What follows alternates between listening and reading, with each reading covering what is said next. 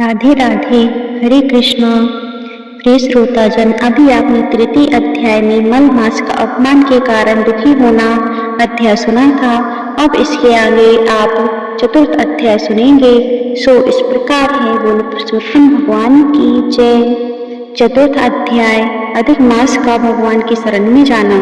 श्री नारायण बोले, हे नारद जी, मैं लोक हित के निमित्त भगवान हरि से अधिक मास ने जो कहा सो कहता हूँ, तुम सावधान होकर सुनो। अधिक मास बोला, हे नाथ, हे कृपानिधे, हे हरे, मैं मल मास बलवानों से तिरस्कृत होकर यहाँ आया हूँ, फिर आप मेरी रक्षा क्यों नहीं करते? मुझे उन लोगों ने शुभ कर्म में वर्जित अनाथ और हमेशा घृणा से देखा है। अब आपकी वह दयालुता कहाँ गई? यह कठोरता कैसे हुई? हे भगवान, जैसे आपने अग्नि रूप दुष्ट कंस से जलती हुई देवकी की रक्षा की, वैसे ही मुझ शरणागत की रक्षा क्यों नहीं करते?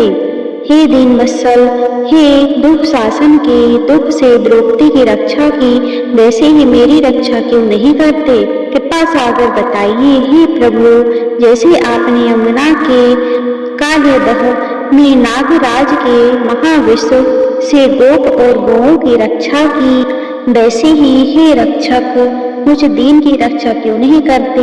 हे दीन वत्सल, जैसे ग्वालों और उनकी स्त्रियों की दावानल से जलते समय वन में रक्षा की, वैसे ही मेरी रक्षा क्यों नहीं करते? हे दीन वत्सल, जैसे आपने जरासंध की कैद में बंदी राजाओं की रक्षा की, वैसे ही मुझ शरण में आए हुए की रक्षा क्यों नहीं करते? हे दीन प्रतिपालक, जिस प्रकार ग्राह के मुख से गजराज की रक्षा की, वैसे ही मुझ शरणागत की रक्षा क्यों नहीं करते? इस प्रकार भगवान से कहकर स्वामी रहित मलमास श्री कृष्ण भगवान के आगे आंसू बहाता हुआ उदास हो चुप हो गया। तब अत्यंत द्रवीभूत हो कृपालु हरि आगे खड़े हुए मलिन मुख मलमास से बोले, हे पुत्र, तू अत्यंत दुखी है। तेरा ऐसा क्या दुख है जिससे इतना पीड़ित हो रहा है? तू सोच मत कर, मैं तेरा दुख दूर करूंगा। मेरी शरण में आकर महादुखी और पतित भी सोच नहीं करता, फिर तू यहाँ आकर क्यों सोच में डूब रहा है? तुझको दुखी देख यहाँ के वैकुंठवासी विस्मय हो गए हैं। तू क्यों मरने की इच्छा करता है? सो कह नारायण बोले, भगवान की ऐसे प्रिय वचन सुन मलमास जैसे सिर पर से बोझा उतार कर कोई लंबी लंबी श्वास लेता है, इस प्रकार श्वास लेकर मधुसूदन भगवान से बोला, हे प्रभु, आप घटपट के वासी हैं, आप सब जानते हैं और आकाश की भांति संसार में व्याप्त हैं। आप चराचर पति विष्णु हैं, सबके साक्षी विश्व दृष्टा हैं। आप निरंतर निराकार रूप में सब प्राणियों की व्यवस्था में स्थित रहते हैं। अतः हे जगन्नाथ, आपके बिना कुछ भी नहीं हो सकता। अतः हे जगन्नाथ, आपके बिना कुछ भी नहीं है। मुझ अभागे की पीड़ा को क्या आप नहीं जानते? तो भी हे नाथ, दुख रूपी बंधन में बंधा हुआ जैसे कष्ट किसी को कभी नहीं हुआ, ना सुना और ना देखा, सो आपसे कहता हूँ। क्षण, लब, मुहूर्त, पक्ष, मास और दिन, रात्रि आदि अपने स्वामी की आज्ञा से सदा अभय हो आनंद करते हैं, किंतु मेरा ना कोई नाम है, ना कोई स्वामी है और ना ही कोई आश्रय है। इसलिए उन पर अधिपतियों ने मेरा बहिष्कृत कर दिया है कि यह मलमास कर्म में निषिद्ध है, अंधा है, पतन के गर्त में गिरने वाला है।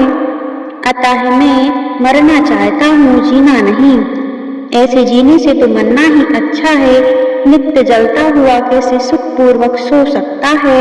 अब इसके आगे ही महाराज कुछ कहना बाकी नहीं है। आप दूसरों के दुख को कदापि नहीं सह सकते। आप तो परोपकार परायण हैं, इसी कारण वेद पुराणों में पुरुषोत्तम नाम से प्रसिद्ध हैं। आप अपने धर्म को देख जो चाहो सो करो। आप महाप्रभु हो, मैं तुच्छ मनुष्य की भांति बार बार कहने योग्य नहीं। हे नारायण, मैं मरूंगा, इस प्रकार कहता हुआ वह शांत हो गया और शीघ्र प्रभु के निकट धड़ाम से गिर पड़ा। उसको इस प्रकार गिरते हुए देख सारी सभा वैकुंठवासी विस्मय हो गई। नारायण बोले, अधिमास के ऐसे शांत होने पर महाप्रभु श्री कृष्ण भगवान शरद चंद्र की किरणों के समान शीतल और मेघ के समान गंभीर शब्द से शोभायमान वचन कहने लगे। सूत जी बोले, हे ऋषियों, वेद की रिद्धि में तत्पर पाप समूह के नाश करने को बड़वाग्नि के समान ऐसे आदि पुरुष भगवान के वचन सुनने की इच्छा करने वाले नारद जी प्रसन्न मन हो कहने लगे। इति श्री चतुर्थ अध्याय समाप्त। प्रिय श्रोतागण, अब हम 5वां अध्याय अगले भाग में शुरू करेंगे। राधे राधे, हरे कृष्ण।